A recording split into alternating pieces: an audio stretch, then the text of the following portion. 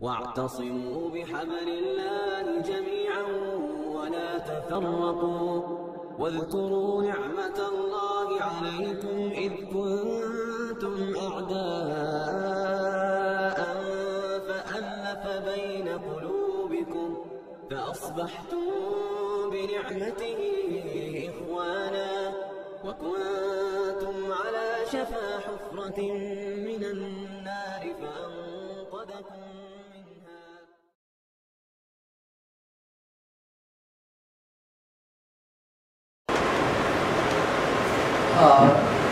صدر محترم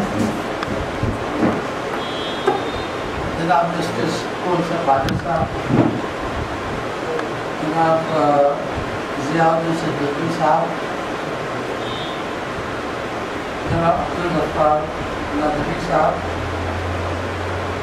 اور حاضرین، معزز حاضرین، السلام علیکم۔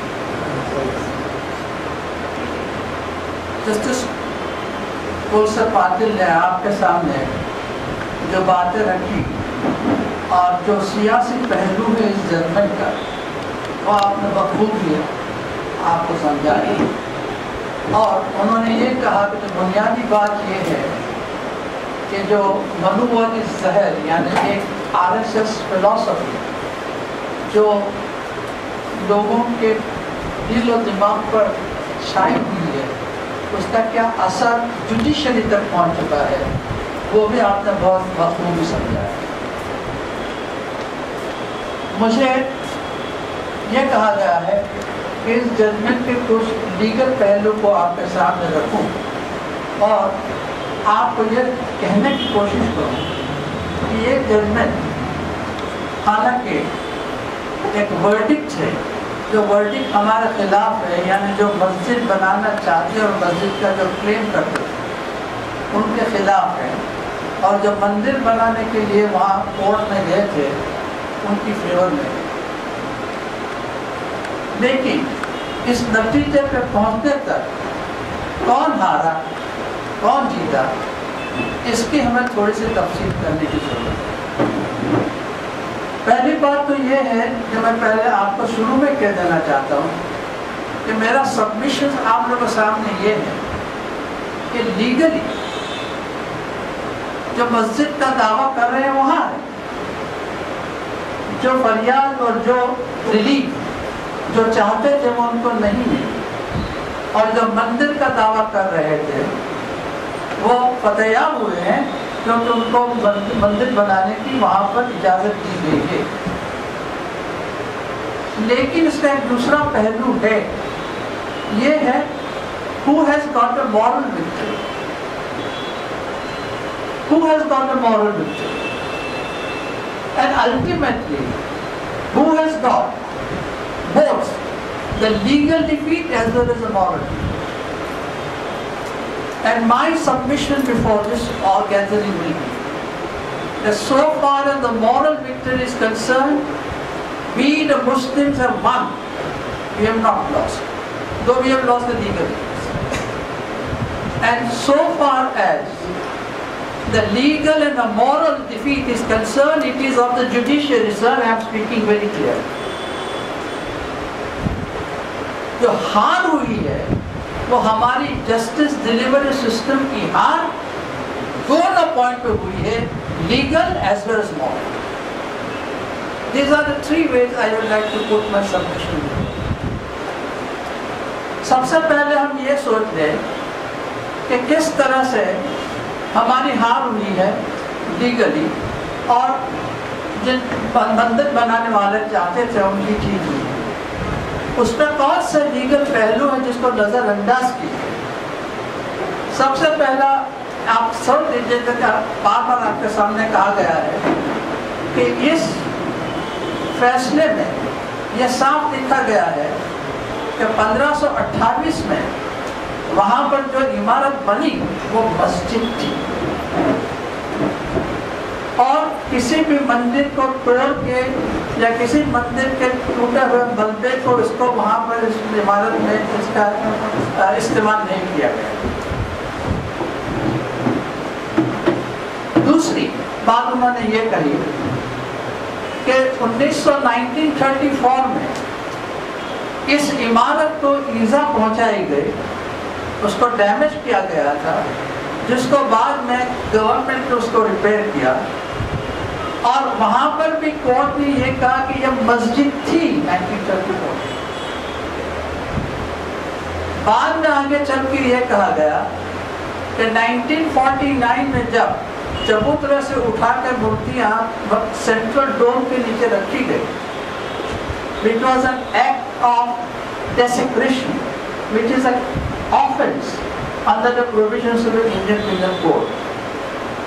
یہ بھی کہتی ہے سپریم کورٹ، ہم نہیں کہتے، ہمارا تو ایک مقدمہ تھا، ہم تو ایک مدعی تھے، ہم نہیں کہا، ہمارا جو الزام تھا اس کو انہوں نے بہت لگائی تھی کہ ہاں یہ صحیح بات ہے، یہ صحیح بات ہے کہ 1528 میں مسجد تھی، یہ صحیح بات کہ اسی مسجد کو ڈیمیج کر دیا گیا 1934 میں، یہ صحیح بات ہے کہ 1948 میں اس مسجد کی توہین کی گئی، اور 1992 میں جو اسماعیل فاروقی کے کیس میں سپریم کورٹ نے کہا تھا کہ ایک نیشنل شیم ہے ہمارے کہ اس مسجد کو توڑی گئی، وہ بھی یہ کہتے ہیں کہ 1992 میں جو توڑی گئی ہے، جس کو انہدام کیا گیا ہے، وہ مسجد تھی، وہ مندر نہیں تھا۔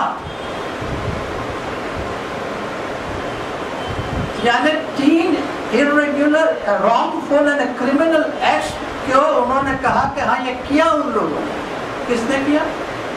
جو مندر بنانے کے لیے آپ کے سامنے عرضی پیش کر۔ ابھی آگے چل کے یہ لوگ یہ کہہ رہے ہیں کہ لیکن آستھا کا جہاں تک سوال ہے، وہ آستھا یہ کہتی ہے کہ مسلمانوں کے بجائے ہندوؤں کی آستھا اس میں زیادہ ہے کہ سینٹرل ڈوم کے نیچے ہی شری رام للا کا جنم ہے۔ اس لیے آستھا کے آدھار پہ ہم یہ کہتے ہیں کہ ہندوؤں کا اس پہ زیادہ ادھیکار ہے بنسبت مسلمانوں۔ یہ کون سی لیگل تھیوری ہے؟ آج تک ہم نے نہیں پڑھی۔ I have put in 55 years of practice۔ جو خود ججمنٹ میں لکھتے ہیں پہلے 795 پیرا میں کہ ہم یہ مقدمہ کسی آستھا، کسی ہسٹری، کسی آرکیولوجی ایویڈنس پہ نہیں کریں گے، پھر پلٹ مارتے ہیں اور پلٹی مار کے کہتے ہیں کہ آستھا کے سوال پہ ان کا ادھیکار زیادہ ہے بنسبت ہمارا۔ ابھی آستھا کا بھی سوال لے لیں، آستھا کا سوال اگر لیں تو قانونی پہلو آپ کے سامنے سمجھانے کی کوشش کروں گا کہ آستھا کا سوال اگر یہ ہے کہ ان کی آستھا زیادہ تھی، ہماری کم تھی، تو کس بنا پہ یہ لوگ کہتے ہیں؟ یہ کہتے ہیں کہ 1528 سے 1856 تک مسلمانوں نے ایسے کوئی شہادت نہیں پیش کی جس سے یہ ثابت ہو سکے کہ وہ لوگ وہاں نماز پڑھ رہے ہیں۔ کتنی معصوم ہے ہماری ریلیشن، کتنی معصوم ہے، کتنی اگنورنٹ ہے۔ کون سا فاضل صاحب section 114 of the evidence act کو کیوں بھول گئے؟ ذکر ہی نہیں ہے سارے ججمنٹ میں، سیکشن 114 کا ذکر نہیں ہے۔ وہ سیکشن 114 کیا ہے؟ Section 114 of the evidence act سے کہ کورٹ کو یہ حق ہے کہ ایک بات کو پریزیوم کرے کہ that much you decide کہ 1528 میں وہاں پر مسجد تھی، تو دین وہاں پر ایک پریزمپشن ایگزسٹ ہوتا ہے کہ دوسرا فیکٹ، کون سا دوسرا فیکٹ؟ کہ مسجد بنی تھی وہ ڈیکوریشن کے لیے نہیں تھی، پر لیکن وہاں نماز پڑھنے کے لیے تھی۔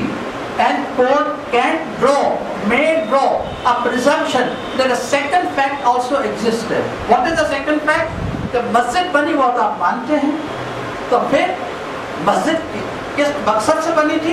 نماز پڑھنے کے لیے، ڈیکوریشن کے لیے نہیں بنی تھی، ٹورسٹوں کو دکھانے کے لیے نہیں بنی تھی۔ تو that presumption is in favor of the fact that the masjid was there and therefore it was used for the purposes of the prayer. There is no question of getting any evidence. 1598 سے 1856 تک وہاں نماز ہوئی، کس نے پڑھی، کیوں نے، کیسے پڑھی، کیا اس کا ہم ایویڈنس 2019 میں لائیں گے، یا جب جو مقدمہ بحث شروع ہوئی 1961 میں وہاں پر لائیں گے؟ سب کو قبر میں سے اٹھا کے پوچھیں گے کہ بھائی آپ نے نماز پڑھی تھی کہ نہیں پڑھی تھی؟ نہیں پڑھی تو کہاں پر ہو، جنت میں ہو کہ جہنم میں؟ اتنی that is why we say that, as Dr. Faizan Mustafa has said, that the logic which is used over there is nothing. And I repeat the word, it is nothing. It is ridiculous. And who does that? Supreme Court.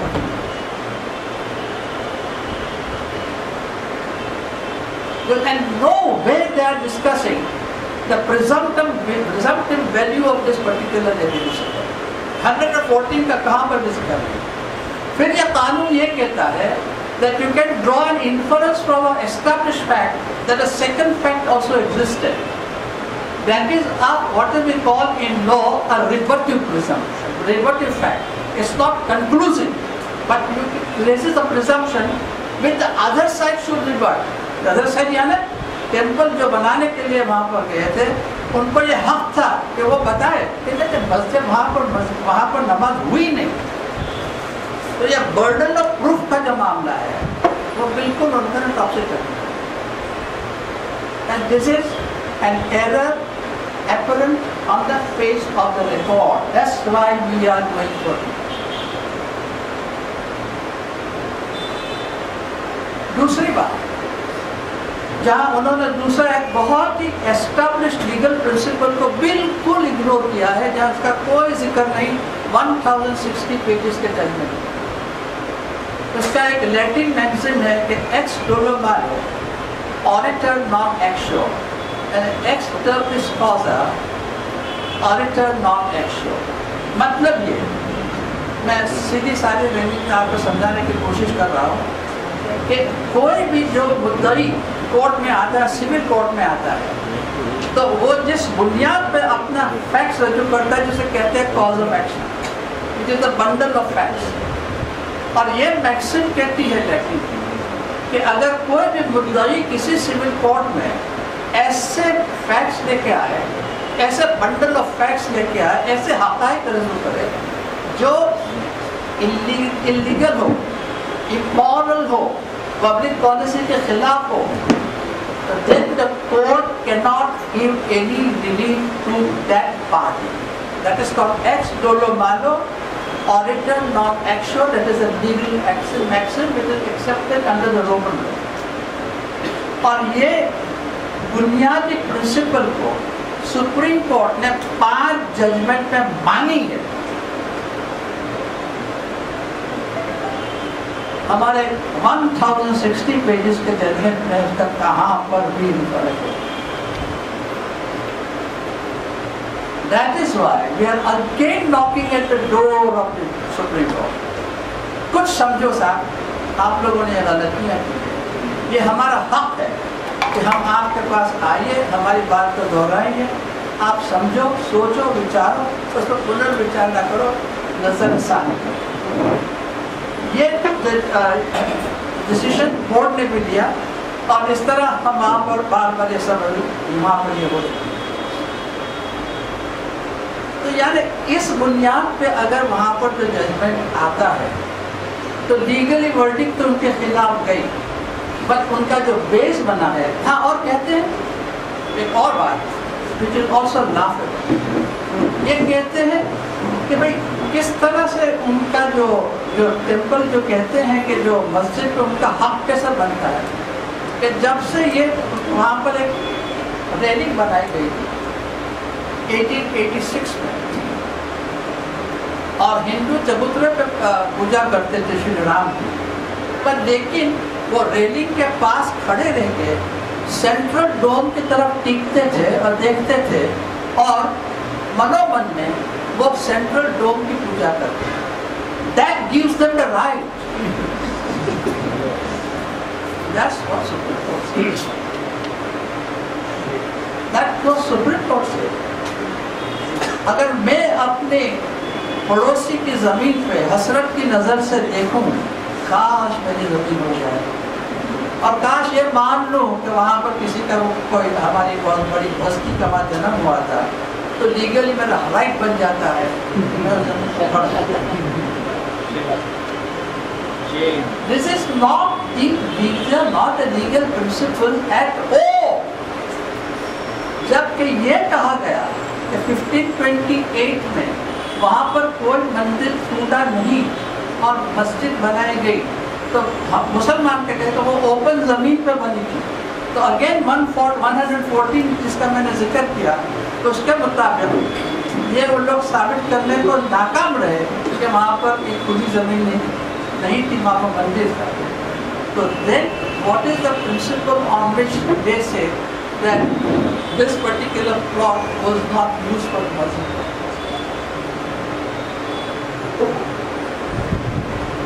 تیسری بات، کئی لوگوں نے اس judgment کو welcome کیا ہے، کئی well intention لوگ جن کی منشا اچھی ہے، وہ جیسے کہ منو وادی کی جو صحت بنا اس کا شکار نہیں ہوئے، ایسے بھی اچھے لوگ وہ صرف یہ کہہ کے اس کو ویلکم کرتے ہیں کہ ٹھیک ہے، شانتی ہو.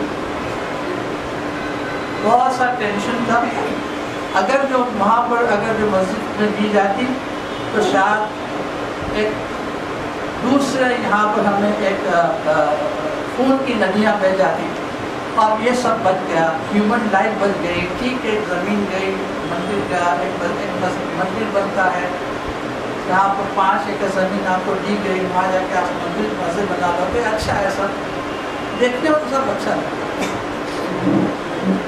لیکن آپ یہ نہیں سمجھتے کہ جس پرنسپل، جس اصول نے آپ نے یہاں پر ایکسٹیبلش کیا ہے، which has become the law of the land، اور اس میں یہ کہا گیا ہے کہ شانتی کو اسٹیبلش کرنے کے لیے آپ you can also now in future there are also so many other places of worship over which the Manuvadi parties have laid the claim that they were not the original places of the Muslim worship, but they were the Hindu places of worship. The only thing they have to do is to mobilize the people, wait for some time to create a kind of a turmoil in this in the country, and then say that now it is in the interest of maintaining a general public harmony, that let us now give it to the person who is demanding it, and let the person who is having the possession give some place somewhere else to construct another one. Is this the way are we going to maintain our constitution? Now another principle of the Roman law was, we say, that the justice must be done come what may. You have to face the consequences. If the justice according to law requires that a party A is entitled to the verdict, it is the duty of the court to stand by. And to maintain peace and harmony is the duty and a fundamental duty of the government in power, whoever that may be. Just now, Prime Minister is putting so much of emphasis on fundamental duties. That is their duty. They are not obliging us by maintaining the harmony in the society. It is their duty to maintain harmony in the society. If they don't do it, then they are committing the breach of their fundamental. Now I say that though we have lost the legal battle, subject to the review, but it is a moral victory for us. How is it a moral victory? The other side came to the court. وہ لوگ اس طرح کہہ کے آجے کہ یہاں پر مندر ٹوٹا اور مسجد بنی، وہ ثابت نہیں کر سکے، اور ہم پہ ایک الزام لگایا گیا تھا کہ ہاں آپ لوگوں نے ہمارے مندر کو توڑا اور مسجد بنائی. وہ الزام غلط تھا، جھوٹا تھا، اور اس جھوٹا پرچار آپ نے کیا، اور جھوٹا پرچار کر کے آپ لوگوں نے سب لوگوں کو بھرم میں ڈال دیا. اور there is no question of righting the wrong of history in Babri Masjid case. No wrong was done in history. That's what now Supreme Court said. You also accept it. Supreme Court judgment is accepted. Supreme Court judgment is accepted even by RSS and by everybody who canvassed for the construction of mandir. So they accept the fact that there was no mandir. Masjid was constructed without demolition of the masjid. तो पूरा जो आपने एक जहर फैला जो पाटिल साहब ने अपने बयान में कहा वो झूठा था, उसकी कोई बुनियाद नहीं है, ये imprimatur the Supreme Court has put on. Then the Supreme Court has also said that, has repeatedly said, that 3 illegal acts were committed. And after commission of 3 illegal acts, Supreme Court now also says that वो मस्जिद को तोड़ी गई और अभी permission to other side to construct the mandir. So now they are in the process of making a wrong in history. मंदिर तो नहीं टूटा और मस्जिद बनी, पर लेकिन अभी ये फैक्ट साबित हो रहा है, अब फैक्ट साबित हो गया है कि अभी मस्जिद को तोड़ के मंदिर बनाए. I only hope that in future, after 50 years or 100 years, nobody should rake up this issue again. You cannot rake up the issues of history in this manner and make the present generation responsible for whatever wrongs are committed in the past. I hope it does not happen. And I must say, to the credit of the Muslim community, that they have always accepted the verdicts of the court. And the one instance that I would like to draw aside is the Shahid Ganj Masjid case in Lahore. Shahid Ganj Masjid in Lahore, there was a Shah Jahan ने बनाई थी और उसमें तो वक्फ दीन भी मौजूद था. और जब Ranjit Singh के ध्यान से there was a Sikh rule in Punjab, during that period, that masjid was converted into Gurdwara. And after that, Sikh rule was over, British rule came over, and after the turn of the 20th century, the 2 Muslims filed a suit saying that once a waqf, always a waqf, the Gurdwara should be converted back into the masjid. Now when they came to it, that kind of a plea, the matter वहाँ पर चली, privy council तक पहुँची, कम से कम 20-25 साल वहाँ हुआ, सिख और मुसलमानों के बीच में काफ़ी उसमें वहाँ पर झगड़े हुए, रैश भी हुए, कई लोगों की जान भी गई. और लेकिन जब प्रिवी काउंसिल में जब ये मैटर आई, तो प्रिवी काउंसिल ने सिर्फ एक इश्यू पे मुसलमानों के खिलाफ ये कहा कि भाई you should have filed the suit within a period of limitation. यानी जो period of limitation में आपने अपना दावा पेश नहीं किया, इसलिए आपका क्लेम टाइम बार है, इसलिए हम आपको कोई रिलीफ नहीं दे सकते हैं. लेकिन वहाँ पर ये कहीं नहीं कहा था कि मेरिट पे मुसलमान की हार है. उस वक्त जब वो जजमेंट आया तो पंजाब में सर सिकंदर हयात की कैबिनेट थी, यूनियनिस्ट पार्टी. तो उस वक्त वहाँ चीफ मिनिस्टर ज़माने में वो थे 35 के बाद. तो वहाँ पर जब आया तो कई लोगों ने ये कहा कि सिर्फ आपकी मिनिस्ट्री है, आप अगर लेजिस्लेशन लाइए ताकि इस जजमेंट को उलट कर दें. लेकिन ना कहा इन्हें अभी हम उसको पालन करेंगे. और उसका verdict was obeyed by Muslims, and even after the creation of Pakistan, now even today, that Gurdwara still exists as a Gurdwara and not converted back into. But then that's the way it should. That's the way it should. And that is the lesson which the Muslims have given to the whole world, that we are a peace-loving country, peace-loving community, and we do abide by the verdicts of the law. But if there is any injustice is done to us, at the same time, we are the citizens of the country, and it is a fundamental right to speak up against the injustice, because because to fight against, to suffer injustice is also the greatest form of injustice. یہ ہمارا ہے، ہمیں مایوسی کی ضرورت ہے. ابھی ہم جب مسلمان ہم لوگ یہاں پر بیٹھے ہیں، ایک بات آپ صاف خیال رکھیں کہ صاحب یہ کیس میں ہماری لیگل ہار ہوئی لیکن ہماری مورل وکٹری ہوئی. ہمیں مایوس ہونے کی ضرورت نہیں ہے. ہمارا وقار بھرا ہے، ان کا وقار گرا ہے.